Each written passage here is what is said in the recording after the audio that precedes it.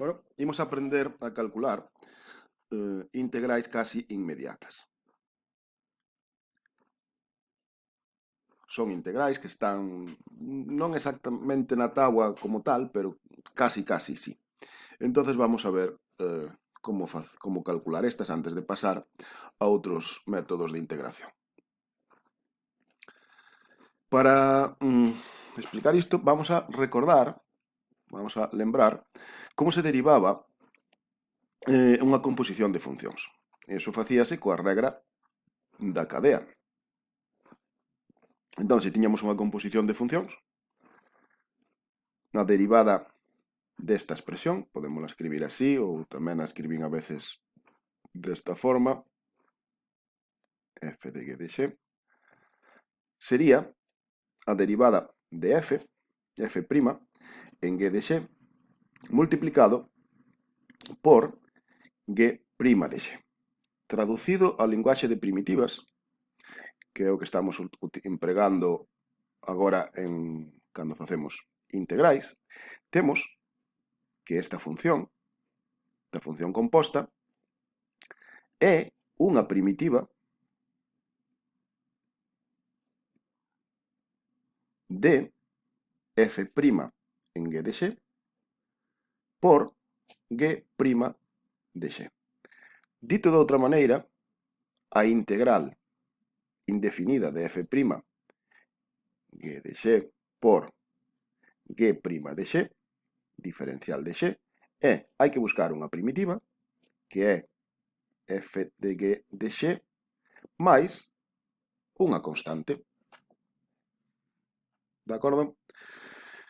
Entón, isto aparece cando vemos a táboa de integrais. Aquí non se aprecia exactamente ben, pero vou ir facendo exemplos de casi todos os tipos ou de todos. Entonces, eso que acabo de explicar da regra da cadea é o que aparece na segunda columna, na función composta, vale?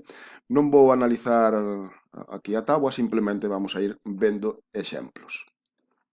Por exemplo, a primeira que temos ali sería, pois, para potencias, a integral de x elevado a 5 diferencial de x, sabemos como é.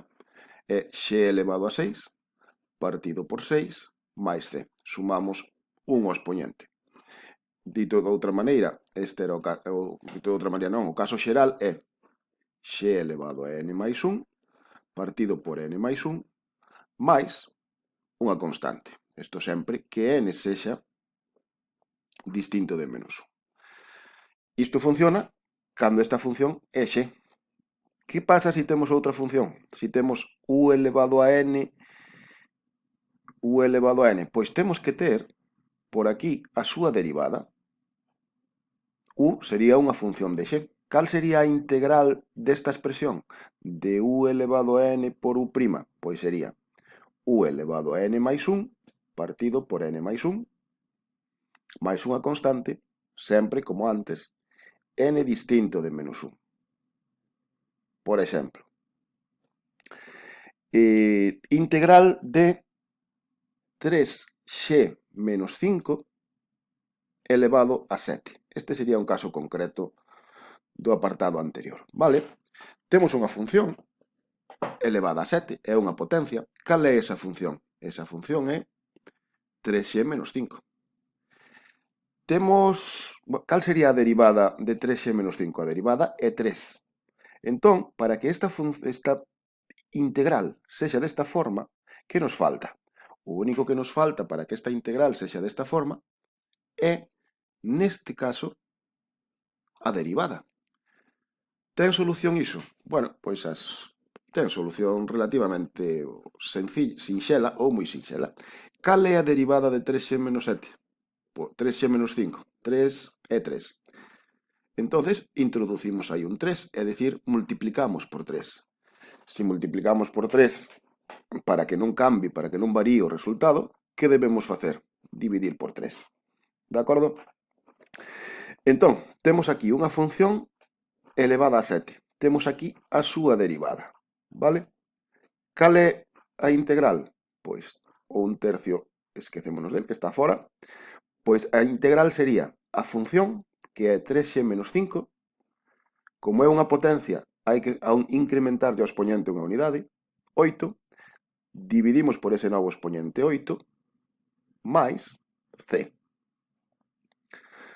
Isto simplificámoslo, ou sea, mellorámoslo un pouco, 3x menos 5 elevado a 8, iso aí non hai nada que facer, multiplicamos 3 por 8, dividido por 24, máis c, e xa teríamos esa integral feita. Repito, a integral de u elevado a n por u', diferencial de x, u e u' son funcións de x, sería u elevado a n máis 1 partido por n máis 1 máis c.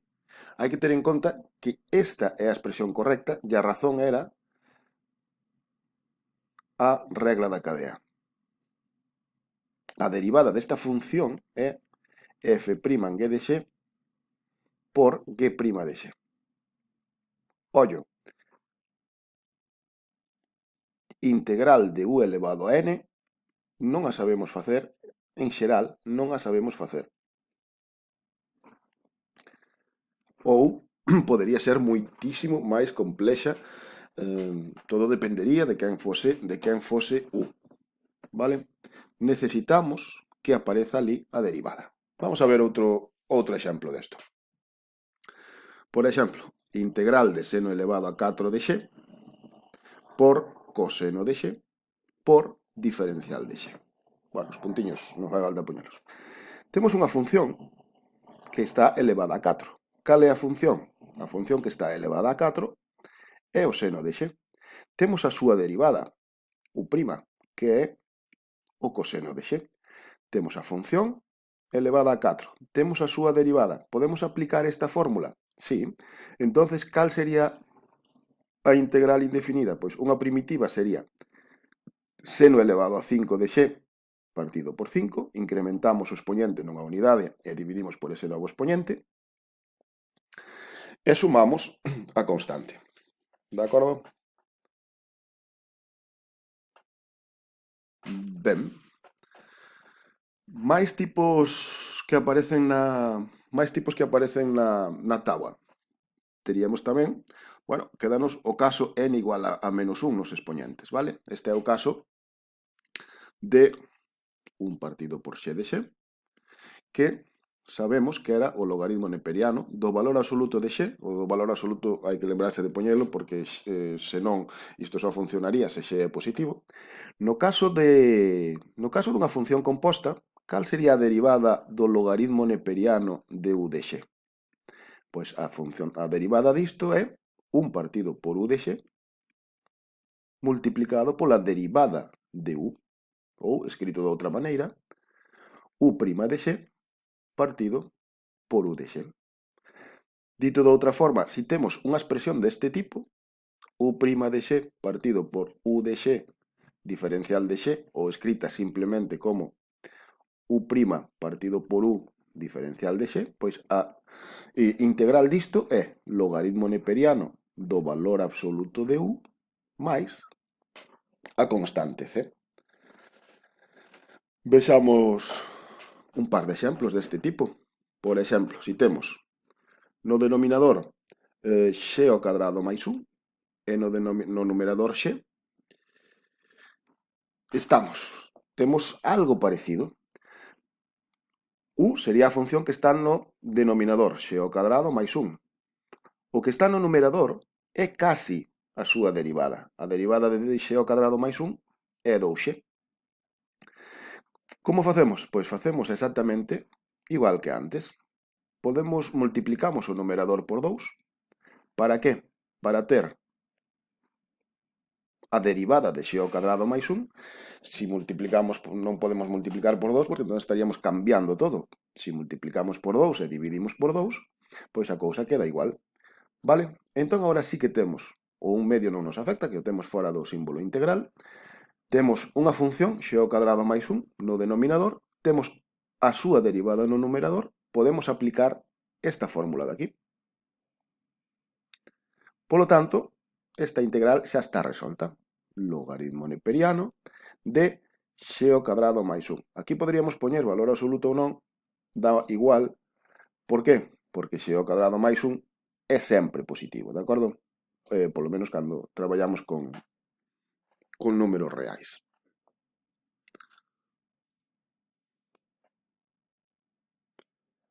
Outro exemplo disto podería ser, pois, integral de diferencial de x partido por 5x menos 7. É casi o mesmo caso de antes. Necesitamos que ter no numerador a derivada de 5x menos 7. Para iso multiplicamos por 5. Para non cambiar a integral, ou multiplicar por 5 e dividir por 5, queda todo igual. Entonces quédanos un quinto fora, logaritmo neperiano de, e aquí sí que fai falta o valor absoluto, porque 5x menos 7 pode ser negativo, entonces 5x menos 7 máis unha constante. No apartado anterior, se se puxera o valor absoluto, podería pensarse que é un pouco redundante, pero non estaría mal, vale? Máis tipos de integrais, por exemplo, derivada respecto de x de e elevado a unha función u de x sería e elevado a u de x por u' de x. É por eso que na táboa aparece e elevado a u por u' por diferencial de x, é dicir, e elevado a u é unha primitiva de e elevado a u por u'. Entón, isto é e elevado a u máis unha constante. U, como sempre, unha función de x. Por exemplo, imaginemos que nos mandan calcular a integral de e elevado a 2x máis 3 por e elevado a menos x. Vale? Podémosla descompoñer en dúas, como unha suma, e elevado a 2x, diferencial de x, máis 3 pola integral de elevado a menos x de x. Que nos falta? Temos unha función exponencial nas dúas integrais. Que nos falta? Fáltanos a derivada deste expoñente. A derivada de 2x é 2, que non o temos. Nesta integral a derivada de menos x é menos 1, que tampouco o temos. Pero podémoslo solucionar como estivemos facendo en todos estes casos. Queremos ter un 2, que é a derivada de e elevado a 2x, entonces multiplicamos e dividimos por 2. O 2 que divide podémoslo sacar fora da integral, queda aí como un medio. No outro caso, pois, multiplicamos e dividimos por menos 1, ou sexa, multiplicamos dúas veces por menos 1, que é o mesmo. Integral de menos e elevado a menos x de x. Ben, cales son as integrais? Bueno, pois o 1 medio este deixámolo estar, o menos 3 este deixámolo estar. Cal é a integral de e elevado a 2x pola súa derivada? Pois é e elevado a 2x. Cal é a integral de e elevado a menos x pola súa derivada que é menos 1? Pois é e elevado a menos x. Mais unha constante. Vale? Isto funciona igual pois para o caso de 2 elevado, para o caso de a elevado a unha función. Vale? A derivada respecto de x de a elevado a u de x. Aquí o único que hai que ter en conta é que hai que multiplicar polo logaritmo neperiano de a. Vale? Dito de outra maneira, a integral de a elevado a u por u' por diferencial de x sería a elevado a u partido polo logaritmo neperiano de a máis unha constante. Vale? Por exemplo, a integral de 2 elevado ao seno de x polo coseno de x, diferencial de x. Pois temos que o coseno de x sería a derivada do seno de x. Entonces aplicamos directamente esta expresión.